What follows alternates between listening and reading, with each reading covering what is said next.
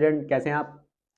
उम्मीद है कि आप बहुत बढ़िया होंगे और मस्त होंगे। देखिए, आज मैं आपके लिए बहुत ही इंपॉर्टेंट क्वेश्चन लेकर आया हूँ और ये फिजिक्स के टॉपिक से है और लगभग हर बार एग्जाम में पूछा जाता है, 5 मार्क्स में आता है और बहुत ही ज़्यादा इंपॉर्टेंट भी है, क्योंकि इसमें जो आपका जो चैप्टर है इलेक्ट्रिक करंट, वहाँ से जो किरचॉफ के दो नियम है, नंबर एक धारा का नियम, नंबर दो पास का नियम, तो दोनों का ही इसमें यूज होता है और बहुत ही ज़्यादा इंपॉर्टेंट क्वेश्चन भी है ये। तो समझते हैं, देखो क्या देख कहा है इन्होंने कि निम्न परिपथ में 2 ओम प्रतिरोध के बीच विभवांतर ज्ञात करना है।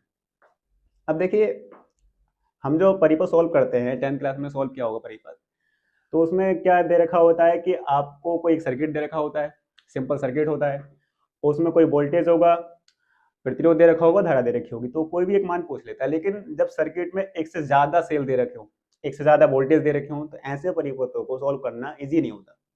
तो इसलिए किरचॉफ ने उन परिपथों को सॉल्व किया कैसे किया जाता है उसके लिए नियम बताया था और उसी के आधार पर हम इसको सॉल्व करने की कोशिश करेंगे। तो सबसे पहले आप परिपथ का नाम रख देते हैं A B C D E F. ठीक, किरचॉफ के परिपथ को सॉल्व करने के लिए सबसे पहले जो परिपथ होना चाहिए वो बेटा वो बंद होना चाहिए।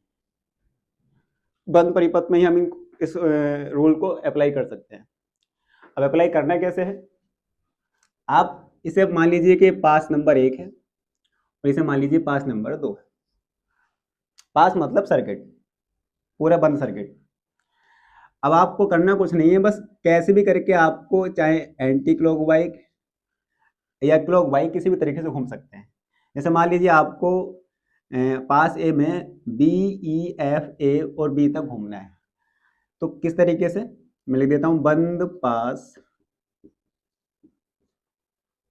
B E F A B, क्योंकि आपको बंद भी करना है तो यहाँ से स्टार्ट करके यहीं पर लेके आना है।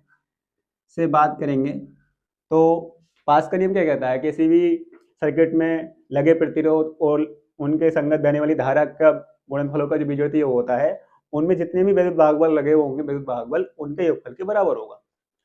तो देखिए, आप यहाँ से धारा I1 चालू कर लेते हैं और यहाँ से धारा I2 चालू कर लेते हैं। दोनों धारा पॉइंट बी पर आएंगी, तो यहाँ पर आप संधि का नियम लगा सकते हैं, क्योंकि संधि नियम ये कहता है किसी भी संधि पर मिलने वाली धारा का योग क्या होता है, 0 होता है। तो किसी भी संधि पर जो आने वाली धारा होती है, जाने वाली धारा के योगफल के सेम होती है।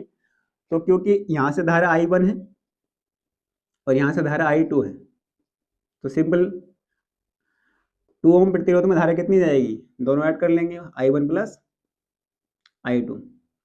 अब सवाल में क्या कहा है कि 2 ओम, अब 2 ओम का प्रतिरोध ये है, यहाँ पर आपको क्या निकालना है, विभवांतर निकालना है। तो मुझे विभवांतर निकालने के लिए, क्योंकि प्रतिरोध पता है, I1 प्लस I2 की जरूरत पड़ेगी, तो हमें क्या निकालना होगा, I1 प्लस I2 का सम निकालना होगा। इसके लिए क्या करने हैं, तो पहले देखो बंद पास में बात कर लेते हैं।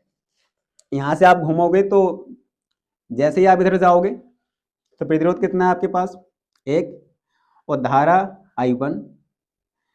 एक बात और, जैसे ही हम धारा की डायरेक्शन में जाते हैं तो धारा पॉजिटिव ली जाती है और धारा की अपोजिट डायरेक्शन में जाओगे तो धारा को नेगेटिव यूज करते हैं।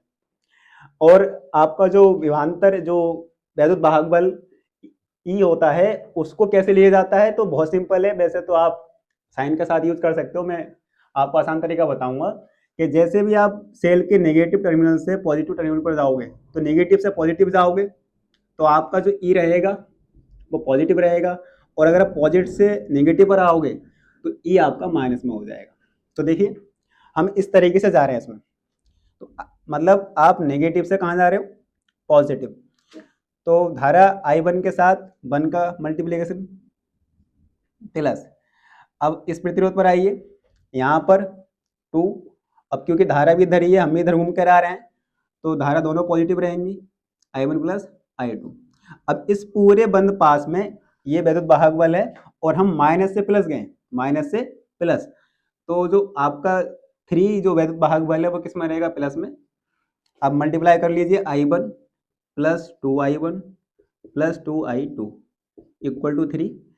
I1 प्लस 2I1 3I1 हो जाएगा, plus 2I2 equal to 3, equation number first हो जाएगा।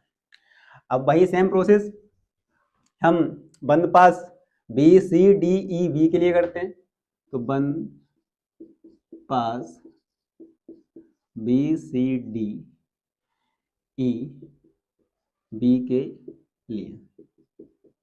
देखिए यहाँ पर भी आप इस तरीके से घूम सकते हैं। तो जब यहाँ से आप इधर आओगे तो मैंने देखो धारा की जो डायरेक्शन है ऊपर कर रखी है, धारा इधर को जा रही है, हमें नीचे आना है तो धारा माइनस में आएगी, यानी कि -I2 और प्रतिरोध कितना लगा हुआ है यहाँ पर 1 प्लस।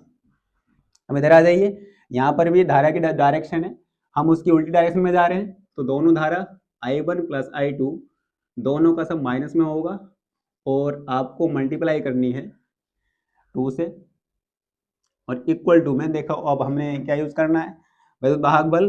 तो क्योंकि आप पॉजिटिव से नेगेटिव आ रहे हैं, पॉजिटिव से नेगेटिव, और अभी मैंने बताया था कि जैसे ही पॉजिटिव से नेगेटिव आएंगे तो धारा मतलब वैद्युत वाहक बल आपका माइनस में होगा, और नेगेटिव से पॉजिटिव जाएंगे तो वैद्युत वाहक बल आपका प्लस में रहेगा। अभी हमें कहाँ आना है, प्लस से माइनस, तो आपको जो वैद्युत वाहक बल है वो किस में रहेगा, माइनस में। तो -I2 माइनस से मल्टीप्लाई कीजिए, माइनस के 2I1 -2I2 equal to -2, -I2 कितना हो जाएगा, माइनस के 2I1 minus minus plus -3I2 equal to -2, minus को मान ले लीजिए आप, 2I1 प्लस 3I2 -2, माइनस से माइनस कैंसिल हो जाएगा, 2I1 प्लस 3I2 बराबर 2।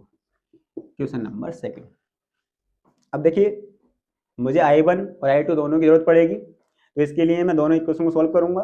अब उसको आपको करना बहुत अच्छे से आता होगा, क्योंकि मैथमेटिक्स स्टूडेंट जानते हैं, क्योंकि ये दोनों इक्वेशन है I1 I2 में आप किसी भी मेथड से इसको सॉल्व कर सकते हैं। एक काम करते हैं, I1 का जो कोफिशिएंट है उसको सेम कर लेते हैं। यहाँ पर कितना है 3, 2 से मल्टीप्लाई कर लेते हैं, और यहाँ पर 2 है, यहाँ से 3 से मल्टीप्लाई कर लेते हैं। कीजिए 6I1 प्लस 3 3 जा 9, I2 3 2 जा 6, एंड 2 से मल्टीप्लाई कीजिए, 2 6I1 प्लस 2 2 जा 4I2, 2 3 जा 6। आप माइनस करो, माइनस करने पर सारी टर्म माइनस में हो जाएंगी, ये टर्म कैंसिल, -6 ये भी टर्म कैंसिल, तो 5I2 equal to 0 and I2 equal to 0। मतलब I2 की वैल्यू कितनी हो जाएगी, 0 हो जाएगी। देखिए अब नेक्स्ट सेक्शन में देख लेते हैं, रिकॉर्ड मतलब देखिए I2 की वैल्यू आपके पास 0 आ चुकी है। अब इक्वेशन नंबर फर्स्ट में I2 की वैल्यू पुट कर देते हैं, इक्वेशन नंबर फर्स्ट से, फ्रॉम इक्वेशन नंबर फर्स्ट से। इक्वेशन नंबर फर्स्ट क्या है आपके पास में, 3I1 प्लस 2I2, और I2 की वैल्यू आपके पास में क्या है 0 equal to 3, 3I1 plus 0 equal to 3, 0 तो 3 से भाग करोगे I1 की वैल्यू आ जाएगी आपके पास 1 एम्पियर। ठीक, अब क्योंकि आपको 2 ओम प्रतिरोध जो था उसी के बीच में क्या निकालना था, विभवांतर निकालना था, और वो विभवांतर जो है आप, क्योंकि आपके पास प्रतिरोध कितना है 2 ओम है, और 2 ओम प्रतिरोध में धारा कितनी बह रही है I1 प्लस I2, और I1 की वैल्यू कितनी है आपके पास में 1, I2 0 है, तो 2 इंटू 1 में 0 जोड़ोगे 1 आएगा, तो कितना हो जाएगा 2 वोल्ट हो जाएगा। ठीक, क्योंकि बस 2 वोल्ट हो जाएगा। देखिए बच्चों ये सवाल मैंने आपको कराया है, और ये सवाल लगभग एग्जाम में हर साल पूछा ही जाता है, तो मैं इसके लगभग 8 से 10 वीडियो बनाऊंगा ताकि आपके जितने भी डाउट्स हैं वो सारे क्लियर हो जाएं।